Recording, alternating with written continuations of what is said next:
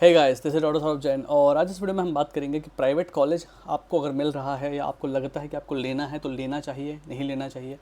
अगर लेना है तो क्या क्या चीज़ें हैं जो देखनी है कॉलेज में, क्योंकि मैंने खुद ने प्राइवेट कॉलेज से एमबीबीएस करी है। उसके बाद मैंने एमडी करी थी एम्स दिल्ली से। So it matters a lot कि आप कौन से कॉलेज से पढ़ते हो, पास आउट होते हो, और कॉलेज के अलावा क्या चीज़ें मायने रखती हैं ताकि आप लाइफ में आगे चल के किसी और अच्छी जगह पर भी पहुंच पाओ, अगर आज आपको लगता है कि प्राइवेट कॉलेज आप मजबूरी में ले रहे हो तो। ओके, सो जो लोग नए हो यार, लाइक कर देना, सब्सक्राइब कर देना चैनल को, क्योंकि इस तरह की वीडियोस आपको मिलते रहेंगे and I will keep on posting about these things जो प्रैक्टिकली आपको लाइफ में प्रॉब्लम्स आती हैं। ठीक है, डॉक्टर सौरभ एम्स करके मेरा टेलीग्राम आईडी है। आप चाहो तो मुझे डायरेक्टली मैसेज कर सकते हो। If you want my help I can help you out. Okay, मेरा टेलीग्राम ग्रुप है, सौरभ जैन के नाम से आप सर्च करोगे मिल जाएगा। वो आप ज्वाइन कर लेना, क्योंकि जब भी मैं लाइव आता हूँ मैं उस पर इन्फॉर्म कर देता हूँ। मेरा एक मेंटरशिप प्रोग्राम है फॉर वो बच्चे जो नीट 2027 में ज्वाइन करने वाले में एग्ज़ाम देने वाले हैं, या वो बच्चे जो अभी एग्ज़ाम दे करके कॉलेज ज्वाइन करेंगे। I can help you out, you can join that mentorship program. उसकी डिटेल्स में मेरे टेलीग्राम पे मैं आपको दे दूंगा, you can just message me. Okay, हर मंडे और थर्सडे को मैं 11 बजे रात को लाइव आता हूँ। इसके अलावा जब मुझे फ्री टाइम मिलता है तो मैं लाइव आ जाता हूँ, तो वो मैं अपने ग्रुप पे मैसेज डाल देता हूँ। इस संडे को दोपहर 1 बजे मैं गूगल मीट करने वाला हूँ बच्चों के लिए जो मुझसे डायरेक्टली बात करना चाहते हैं। So you can register for that also. उसका डिस्क्रिप्शन मैंने नीचे लिंक जो है वो मैंने नीचे दे दिया है कमेंट में। ओके, चलो शुरू करते हैं मेन चीज़। प्राइवेट कॉलेज आपको ज्वाइन करना चाहिए या नहीं करना चाहिए। देखो, कोई भी बच्चा प्राइवेट कॉलेज जो ज्वाइन करता है उसको सबसे बड़ा इशू जो फेस करना पड़ता है वो है फ़ीस का। ठीक है, अगर फीस एक प्रॉब्लम नहीं होती तो कोई भी बच्चा जिसको कॉलेज मिल रहा होता वो बच्चा उस प्राइवेट कॉलेज को भी ज्वाइन कर लेता। किसी के रैंक जिसकी जो बच्चे हैं, नॉर्मल बच्चे भी, अगर गवर्नमेंट की फ़ीस सब्सिडाइज्ड होती है, फ़ीस ऐसी होती है कि फ़ीस कम होती, तो कोई भी इंसान प्राइवेट कॉलेज लेने के पहले एक बार भी नहीं सोचता। सो मेन सबसे बड़ा इशू जो आता है वो फ़ीस का ही आता है। अब प्रॉब्लम ये होती है कि फ़ीस हर किसी के भरना हर किसी के बस की बात नहीं है, हर कोई कैपेबल नहीं है फ़ीस भरने के। सो आपको कॉलेज लेना चाहिए प्राइवेट या नहीं लेना चाहिए, ये सब कुछ डिपेंड करता है कि फ़ीस कौन भरने वाला है। अगर आपके पेरेंट्स के पास अच्छा खासा पैसा है, वो आपकी फ़ीस पूरी की पूरी भर सकते हैं, तो आप आंख बंद करके कॉलेज में एडमिशन ले सकते हो। आपको उसमें सोचने की ज़रूरत नहीं है। आप आने वाले टाइम में कल को अपनी रैंक इंप्रूव करके किसी गवर्नमेंट कॉलेज से पीजी कर सकते हो या और अच्छी जगह पर सेटल हो सकते हो। ठीक है, अगर आपको लगता है कि की भरने में, लोन लेने में आपके पेरेंट्स परेशान हो जाएंगे, आपकी फाइनेंशियल कंडीशन उतनी अच्छी नहीं है कि आप उतना अफोर्ड कर पाओ, तो please take a drop, do not take a huge loan. ठीक है, सेकंड चीज़, अगर पूरा लोन आपको ही लेना है 50 लाख रुपए और आपको ही चुकाना है आने वाले कल में, तो मान के चलो इतना लोन चुका पाना उस टाइम की कंडीशन में, जब आप एमबीबीएस जस्ट पास आउट होकर निकलते हो, फिर आपको पीजी करनी होती है, आपको आगे अपना फ्यूचर देखना होता है, उसी टाइम पर आपकी शादी का टाइम होता है, बहुत सारी चीज़ें और होती हैं। उस टाइम पर पूरा लोन 50 लाख रुपये का, 1 करोड़ रुपये का तुम नहीं चुका पाओगे। ठीक है, it is not practically possible. तो इसलिए अगर तुमको पूरा लोन लेकर के खुद चुकाना पड़ रहा हो, सब कुछ पढ़ना पड़ रहा हो, please do not take a huge loan, take a drop. 1 साल में 8 महीने में तुम्हारा कुछ नहीं बिगड़ जाएगा। उतने में तुम्हारी रैंक इंप्रूव करके यहाँ तक पहुँच गए हो, तुम सीधे गवर्नमेंट कॉलेज ले सकते हो। In that case please do not take admission in a private college, it's not worth it and it's not in you will be, मतलब you will not be able to pay it out, परेशान हो जाओगे। ठीक है, 20 लाख तक का loan अगर आपको लेना पड़ रहा है आपकी पढ़ाई के लिए, ठीक है, मतलब पर्सनली मैं आपकी बात कर रहा हूँ, स्टूडेंट की बात कर रहा हूँ, अगर तुम्हें 20 लाख रुपए तक का लोन लेना पड़ रहा है जो तुम्हारे ऊपर है, जो तुम्हें बाद में चुकाना होगा एमबीबीएस के बाद, दैट इज़ डुएबल, वो आप ले सकते हैं, उससे ज़्यादा नहीं। ओके, तो देखो होता क्या, कॉलेज आप कैसे डिसाइड करते हो और कॉलेज से फ़र्क क्या पड़ता है। जैसे जैसे आपकी रैंक, जैसे आप जब काउंसलिंग की लिस्ट देखोगे ना, तो आपको उसको देख करके अपने आप समझ में आ जाएगा कि कौन सा कॉलेज प्राइवेट में भी ऊपर उठ रहा है, कौन सा नीचे उठ रहा है। जितना नीचे रैंक पे कॉलेज उठता है, मान के चलो वहाँ तक पहुँचते पहुँचते क्वालिटी उतनी ही डिटोरिएट होती जाती है। ठीक है, अगर आप किसी भी काउंसलिंग में लिस्ट देखोगे, कॉलेज नंबर 1 से लेकर के नंबर 10 तक का, प्राइवेट कॉलेजेस की बात कर रहा हूँ, से फॉर एग्जांपल मान लो आप स्टेट काउंसलिंग कर रहे हो और आप कॉलेजेस की लिस्ट देखते हो, तो आपको अगर नीचे नीचे के जो कॉलेज दिख रहे हैं ना, ये वो कॉलेजेस हैं कोई लेना नहीं चाहता था लेकिन लोग मजबूरी में ले रहे हैं। तो अगर आपको ये कॉलेज मिल रहे हैं तो आप पहले से ही मान के चलो कि ये कॉलेजेस प्राइवेट में भी उतने अच्छे नहीं हैं। ठीक है, क्योंकि इस समय कॉलेजेस की क्वालिटी बहुत डिटोरिएट हो गई है, क्योंकि कॉलेजेस के रूल्स बहुत रिलैक्स कर दिए गए हैं। So you will not find that good quality of private colleges now, जो इतना आज से 10 साल 15 साल पहले मिला करते थे। तो अगर आप ले रहे हो कॉलेज के अंदर एडमिशन, तो कॉलेज खुद जा करके एक बार विजिट करके आना, क्योंकि जैसे जैसे आपको अलॉटमेंट लिस्ट में दिखेगा कि जो कॉलेज नीचे जा रहा है, वो अगर नीचे उठाया जा रहा है, उसका एक कारण है कि उस कॉलेज की क्वालिटी उतनी अच्छी नहीं है। अब अच्छी बात यह है कि क्या होगा कि वहाँ उस कॉलेज में जितने भी लोग आएंगे, सारे उसी नंबर के आसपास वाले आए होंगे जितने आपके नंबर हैं।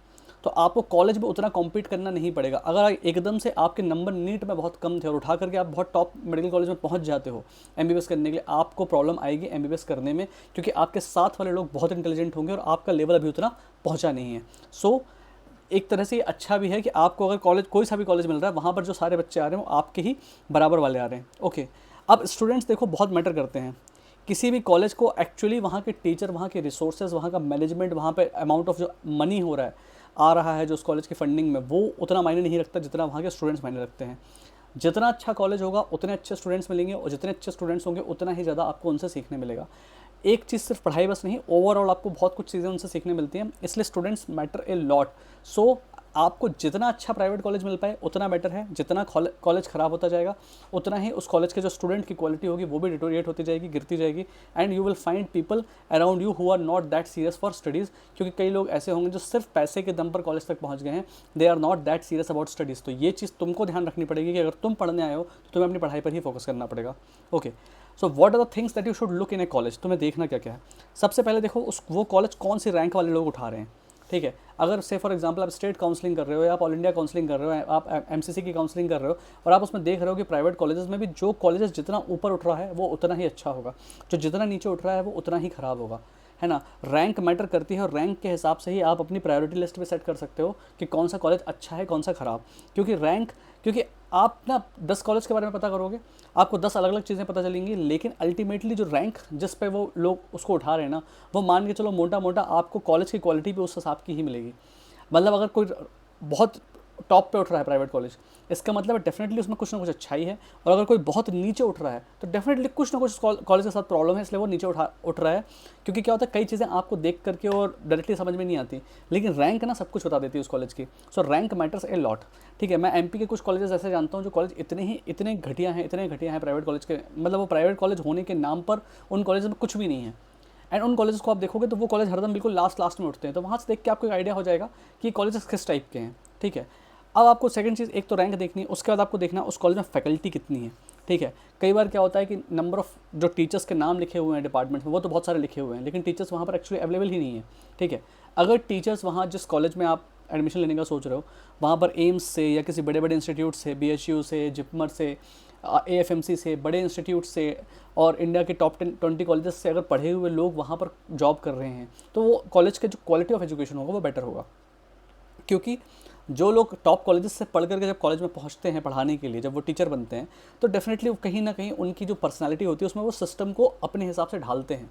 तो कॉलेज में जो एजुकेशन का लेवल होता है ना वो बढ़ता जाता है और अच्छा होता है। तो जहाँ पर आपको फैकल्टीज़ अच्छे मिल रहे हैं, मान के चलो वो कॉलेज भी अच्छा होगा। जिस कॉलेज में पीजी शुरू हो चुका है, मतलब वो कॉलेज थोड़ा पुराना हो गया है, और उस कॉलेज में आपको पोस्ट ग्रेजुएट स्टूडेंट्स मिलेंगे जो आपको पढ़ाएंगे। ठीक है, क्योंकि पोस्ट ग्रेजुएट्स जो होते हैं वो यूजली हेल्प कर देते हैं MBBS वालों की। सो जिस कॉलेज में पीजी होगा वो कॉलेज आपके लिए एक पॉजिटिव फैक्टर है। जिस कॉलेज में पीजी होगा वो कॉलेज आप मान के चलो कि यूजली थोड़ा ठीक होगा इन कंपेरिजन टू उस कॉलेज के जिस कॉलेज में अभी पीजी नहीं है। ठीक है, number of daily OPD patients, कितने पेशेंट उस कॉलेज में आ रहे हैं दिखाने के लिए उस हॉस्पिटल में, और IPD patients, IPD number of beds कितने हैं, ये आपको देखना है। अब OPD कॉलेज की वेबसाइट में कितना दे रखा है, क्या दिख रहा है, उससे फ़र्क नहीं पड़ता। तुम प्रैक्टिकली जब कॉलेज को विजिट करोगे तब तुम्हें दिख जाएगा कि वहाँ पे भीड़ कितनी है। जहाँ पर OPD ज़्यादा होगी वहाँ पर IPD भी यूजली ज़्यादा होती है, और वहाँ पर वो कॉलेज यूजली अच्छा होता है। ठीक है, नंबर ऑफ़ बेड्स देखो, NMC नॉर्म्स के हिसाब से एक मिनिमम नंबर ऑफ़ बेड्स तो हर हॉस्पिटल में होते ही होते हैं। उससे ऊपर जितने नंबर ऑफ़ बेड्स होंगे जिस हॉस्पिटल में वो उतना अच्छा है। हालांकि उससे आपके MBBS लेवल ऑफ एजुकेशन पर बहुत ज़्यादा कोई फ़र्क नहीं पड़ता। ठीक है, फिर आप एक चीज़ ये देख सकते हो कि वहाँ जो टीचर्स हैं वो कौन से इंस्टीट्यूट से पास आउट है। जैसा मैंने कहा कि अगर एम्स से, जिपमर से, BHU से, AFMC से, MAMC से, इन जगहों से जो टीचर्स पास आउट हैं और वो अगर उस इंस्टीट्यूट में पढ़ा रहे हैं, तो यूजली वो कॉलेजेस में क्वालिटी ऑफ एजुकेशन आपको अच्छा मिलेगा।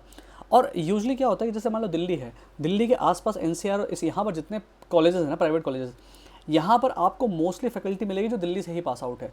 मतलब एक्चुअली अगर आपका जो कॉलेज है वो किसी बहुत बड़े शहर के आसपास है जहाँ पर गवर्नमेंट इंस्टीट्यूट्स बहुत अच्छे हैं, तो यूजली आपको वहाँ फैकल्टी भी अच्छी मिलेगी। क्योंकि क्या होता है, जैसे दिल्ली से कोई पास आउट हुआ तो वो यूजली जब जॉब ज्वाइन करेगा अगर किसी मेडिकल कॉलेज में, तो वो आसपास के मेडिकल कॉलेज में ही कहीं ना कहीं ज्वाइन करेगा। तो जो आपके कॉलेजेस हैं जो बड़े शहरों के आसपास है, उन कॉलेजेस के अच्छे होने की प्रोबेबिलिटी ज़्यादा होती है। एंड एक्चुअली शहर का भी बहुत बड़ा फ़र्क पड़ता है, इस बारे में भी हम बात करते हैं। ठीक है। फिर आपको कॉलेज में देखना हॉस्टल रूल्स क्या बोलते हैं। देखो ये चीज़ तुमको आज बहुत छोटी सी लग रही होगी, लेकिन कॉलेज में एंटर करने का तुम्हें अंदाज़ा होगा कि जो हॉस्टल होते हैं, हॉस्टल में आपकी क्वालिटी ऑफ लाइफ बहुत कुछ डिपेंड करती है। अगर कॉलेज का मैनेजमेंट अच्छा नहीं है, बहुत हॉस्टाइल है, अगर कॉलेज का मैनेजमेंट बहुत ज़्यादा बच्चों को परेशान करता है, बहुत ज़्यादा ज़बरदस्ती के अगर नियम कायदे कानून बताए जाते हैं, मैस अगर अच्छी नहीं है, तो आपको आगे MBBS करने में आपकी पढ़ाई इफेक्ट होगी, आपको दिक्कत होगी। ठीक है। कई बार क्या होता है, बच्चे नहीं चाहते, वो कहते हैं कि मुझे हॉस्टल में रहनी नहीं है, मुझे मज़ा नहीं आ रहा हॉस्टल के अंदर रहना, रैगिंग का भी डर लग रहा है, और ये वो प्रॉब्लम्स हैं, या क्वालिटी ऑफ लाइफ अच्छी नहीं है, वहाँ पे रेस्ट्रिक्शंस बहुत ज़्यादा हैं, and they want to live outside. तो आपको ये भी देखना है कि अगर आपका जो कॉलेज है वो कहीं ऐसी जगह पे तो नहीं है कि जहाँ पर आसपास रेसिडेंशियल कोई एरिया है ही नहीं, कि अगर आप कॉलेज से बाहर रहना चाहो, हॉस्टल में ना रहना चाहो, बाहर रहना चाहो, तो आपको रहने के लिए ढंग का कमरा या एक फ्लैट मिल पाएगा कि नहीं मिल पाएगा, ये चीज़ भी देखना, क्योंकि ये शहर पर बहुत कुछ डिपेंड करता है। ठीक है। फिर आपको देखना है एक ऐसा कॉलेज जिसका मैनेजमेंट अच्छा हो। ठीक है। अगर मैनेजमेंट अच्छा है तो आप बच्चे वहाँ पर आपको खुश दिखेंगे, आपको माहौल ओवरऑल पॉजिटिव दिखेगा। अगर मैनेजमेंट बहुत ज़्यादा हॉस्टाइल है, तो अब हॉस्टाइल है कि अच्छा है, ये आपको वहाँ के बच्चे ही बता पाएंगे। बच्चों से बात करो, उनसे आपको समझ में आ जाएगा कि वहाँ का मैनेजमेंट कितना सपोर्टिव है, या फिर छोटी छोटी चीज़ों में बहुत ज़्यादा परेशान करते हैं। जहाँ पर माहौल बहुत ज़्यादा ख़राब हो, मैनेजमेंट ख़राब हो, और जहाँ पर छोटी छोटी चीज़ों में बहुत ज़्यादा परेशान करते हो कि बाद में अटेंडेंस के लिए पैसे मांग रहे हैं, या कुछ इस तरह की चीज़ें होती हैं, ठीक है, आपको सुनने मिल जाएंगी, तो ऐसे कॉलेजेस को अवॉइड ही करना है। ओके। फिर सिटी, कहाँ पर आपका कॉलेज लोकेटेड है। शहर बहुत मायने रखता है। अगर मुझे थोड़ा ख़राब कॉलेज मिलेगा बेंगलोर में, लेकिन मुझे बहुत अच्छा कॉलेज मिल जाएगा बहुत ही ज़्यादा रिमोट एरिया में, तो मैं तब भी सिटी बेंगलोर का कॉलेज प्रेफर करूँगा। ठीक है। Okay, I am just giving you an example कि जितनी अच्छी सिटी होगी उतना ही ज़्यादा आपको एक्सपोजर मिलेगा, और उतना ज़्यादा आपको पढ़ाई में फ़ायदा मिलेगा प्रैक्टिकली MBBS में। ठीक है। सो सिटी मैटर्स ए लॉट। अगर आपको थोड़ा 19 कॉलेज अच्छे शहर में मिल रहा हो, लेकिन आपको बहुत अच्छा कॉलेज किसी रिमोट एरिया में मिल रहा हो, तो मैं कहूँगा कि एक बड़े शहर के कॉलेज को चूज़ करो। That is also something that will help you out a lot during your MBBS। Okay. फिर अटेंडेंस कितनी मायने रखती है उस कॉलेज में। कई जगह अटेंडेंस बहुत स्ट्रिक्टली फॉलो होती है, कई जगह अटेंडेंस बहुत स्ट्रिक्टली फॉलो नहीं होती। हम एक ऐसा कॉलेज चाहते हैं जहाँ पर अटेंडेंस ठीक ठाक फॉलो होती हो, मतलब बहुत ही ज़्यादा वो ऐसा ना करते हो कि बिल्कुल नहीं, तुमको कॉलेज आना ही पड़ेगा, क्योंकि कई बार कॉलेजेस में पढ़ाई अच्छी नहीं होती। ठीक है। तब हमारी मजबूरी ये हो जाती है कि हमको घर में बैठ के पढ़ना पड़ता है, हमको सेल्फ स्टडी के लिए टाइम चाहिए। लेकिन अगर कॉलेज उस समय दिमाग खा रहा होता है कि नहीं तुम तो आओ और तुमको अटेंडेंस अपनी पूरी करनी ही है, तो ना आप घर के बचे ना घाट के बचे, ना कॉलेज में पढ़ाई हो रही है और तुम खुद से पढ़ना चाह रहे हो तो तुम वो भी नहीं पढ़ पा रहे। दैट्स वाई हमको कॉलेज ऐसा चाहिए जहाँ पर थोड़ा सा अटेंडेंस को लेकर फ्लेक्सिबिलिटी हो। इतना ज़्यादा स्ट्रिक्ट पॉलिसी वहाँ पर ना हो कि वो परेशान करते हो बाद में कि आपको एग्जाम देने बैठने में ही दिक्कत आ रही है, अगर क्योंकि आपकी अटेंडेंस पूरी नहीं है। ठीक है। देन नंबर ऑफ कैडेवर्स, जब आप फर्स्ट ईयर में जाते हो एनाटॉमी में, आप एक बार पता कर लेना कि कितने नंबर ऑफ कैडेवर्स निकलते हैं पर बच्चे। ठीक है। जितने ज़्यादा कैडेवर्स होते हैं वो रिप्रेजेंट करता है उतना ही अच्छा कॉलेज है। ठीक है। क्योंकि आपको कैडेवर्स से बहुत कुछ सीखने मिलता है। सो नंबर ऑफ कैडेवर्स जो पर बैच के लिए अलॉट होते हैं, दैट इज़ वेरी इंपॉर्टेंट। फिर नंबर ऑफ MBBS सीट्स, पहले MBBS सीट मैक्सिमम 150 होती थी एक बैच में, आजकल 250-250 होने लगी हैं।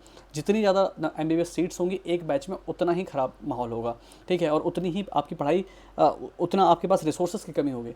जहाँ पर नंबर ऑफ MBBS सीट्स कम है वो कॉलेज ज़्यादा बेटर होंगे। ऑल्दो आई थिंक कि आजकल प्राइवेट कॉलेज में सब में ही एक बैच में 250 सीट्स तो होने लगी हैं। ठीक है। अगर आपको एक रिमोट एरिया में कॉलेज मिलता है तो आपको ये देखना है कि वो बिग सिटी से कितना कनेक्टेड है, रोड्स क्वालिटी कैसी है। अगर आप ऐसे रिमोट एरिया में पहुंच रहे हो कि जहाँ पर अगर आपको बड़े शहर पहुंचना है, तो वहाँ तक पहुंचने में ही अगर रोड्स अच्छी नहीं है, आपको बहुत टाइम लग जाएगा, तो then that's not a very good thing. ठीक है। बहुत सारी चीज़ें मैं बोल रहा हूँ, मुझे पता है कि आपके अंडर कंट्रोल में नहीं है, आपकी मजबूरी में जो कॉलेज आपको मिलेगा आपको वो लेना पड़ेगा, लेकिन फिर भी अगर आपके पास 2-4 ऑप्शन में से कुछ एक सेलेक्ट करना हो तो ये चीज़ें आपको ध्यान रखनी है। ओके। कॉलेज का डिस्टेंस फ्रॉम होम कितना है, जितना घर के पास लोगे, कई लोग घर के पास रहना चाहते हैं, कई बहुत दूर रहना चाहते हैं, लेकिन फिर भी मैं कहूँगा कि अगर आपके बिल्कुल आपके ही शहर में कॉलेज नहीं है, आप किसी दूसरे शहर में कॉलेज ले रहे हो, घर वालों से दूर जा रहे हो, तो जितना घर के पास हो उतना बेटर है। ठीक है। फिर देखो ultimately final verdict is that कि आपकी सेल्फ स्टडी ही सबसे ज़्यादा मायने रखेगी। आप कौन से कॉलेज में एडमिशन लेते हो इससे बहुत ज़्यादा फ़र्क नहीं पड़ता। Ultimately your talent, your self study matters a lot. अगर आपने पढ़ाई अच्छी कर रखी है कॉलेज में पहुंचने के बाद, you will get a good seat in future in a good from a good medical college in PG, and you will become a good doctor. Okay. और आपका आजकल चूँकि पूरा जो नॉलेज है और पूरा जो आप चीज़ें सीख रहे हो इंटरनेट के थ्रू सीख रहे हो, सो दैट्स वाई बहुत ज़्यादा कॉलेज का डिफरेंस जो होने से बहुत ज़्यादा फ़र्क पड़ता नहीं, क्योंकि सारी एजुकेशन ही अब ऑनलाइन हो रही है। So if your college is bad, at least ये हो कि आपको सेल्फ स्टडी प्रॉपर करनी है और आपको प्रॉपर उसके लिए टाइम मिल जाए। मतलब कॉलेज आपका इतना स्ट्रिक्ट ना हो कि आपको सेल्फ स्टडी करने का भी टाइम ना मिले। So focus more on your self study. If you get a bad college, and you are taking it, then don't worry, focus on your self study and आगे भी आप बहुत अच्छा परफॉर्म कर सकते हो। आपकी नीट यूजी रैंक का, आपके एमबीबीएस कॉलेज का, आपके नीट पीजी एग्जाम से कोई लेना देना नहीं है। कोशिश ये करना कि पीजी तुम आगे चल के एक अच्छे कॉलेज से करो। कोशिश ये करना कि तुम्हारे पास घर में चाहे कितना ही पैसा क्यों ना हो, कोशिश यही करना कि तुम पीजी एक प्राइवेट कॉलेज से ना करो, पीजी तुम गवर्नमेंट कॉलेज से करो, वो तुम्हारी टॉप प्रायोरिटी होनी चाहिए। In this way if you do things you can figure out a good college for your self. And आपका जो भी होता है, अगर आपको फिर भी कोई प्रॉब्लम लगती है, आप मुझे डॉक्टर सौरभ एम्स करके मेरा टेलीग्राम आईडी है, doctor Saurabh AIIMS, this is my Telegram ID, message me, we can discuss. Thank you.